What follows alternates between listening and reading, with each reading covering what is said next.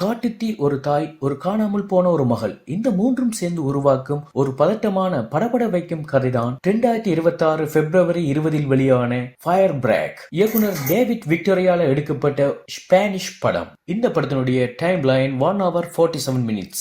Platform Netflix. இந்த படம் மாரா என்பவளின் வாழ்க்கையை மையமாக கொண்டு நகர்கின்றது. கதை ஆரம்பிக்கின்றது ஒரு அமைதியான காட்டுப்பகுதியில் ஏற்படும் சிறிய தீர்ப்பறியில் இருந்து.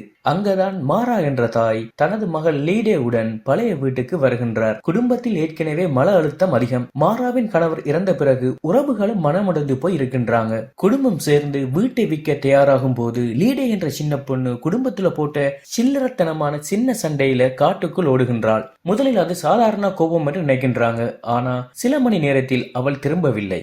அப்போது அவள் திடீரென்று மாயமான முறையில் தடம் தெரியாது காணாமல் போய்விட்டாள். அதே சமயம் அந்த தீப்பொறி காட்டு தீயை விதைத்து விரைவாக பரவ ஆரம்பித்து விட்டது. அரச அதிகாரிகள் தேடலை நிறுத்திவிட்டு எல்லோரையும் வெளியேற சொல்கின்றனர். ஆனால் ஒரு தாய் எப்படி மகளை விட்டுவிட்டு போவாள்? ஆபத்து காட்டு தீயால் மட்டுமா, இல்ல எங்களுக்குள் எரிந்து கொண்டிருக்கும் உள்ளார்ந்த உணர்வுகளுமா? இது மட்டும் இல்லாமல் அடக்கி வைக்கின்ற மன அழுத்தம், கவலை, கோபம், பயம், ஒற்றை குடும்ப உறவு போன்ற இந்த உணர்வுகளும் எப்படியெல்லாம் எங்க வாழ்க்கையில் விளையாடுகின்றது?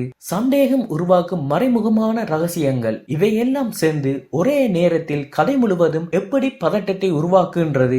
இறுதியில் லீடேவை கண்டுபிடிக்கின்றாங்களா? எங்க எப்படியெல்லாம் தேடுறாங்க? கிளைமேக்ஸில் மாரா தனது உயிரையே பணயம் வைத்து மகளை காப்பாற்றி தீயை கிடந்து வெளியில் வருகின்றாளா? யார் ஹெல்ப் பண்றாங்க?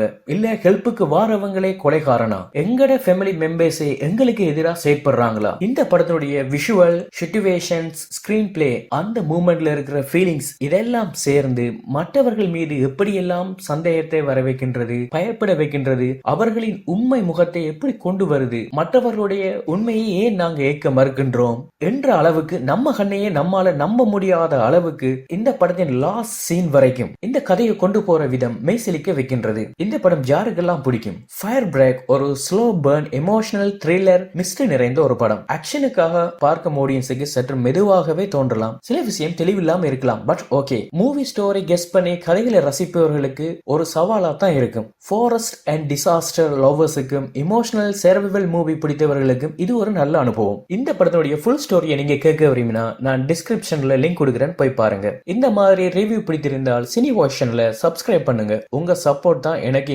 மோட்டிவேஷன். நன்றி. அடுத்த வீடியோல சந்திப்போம்.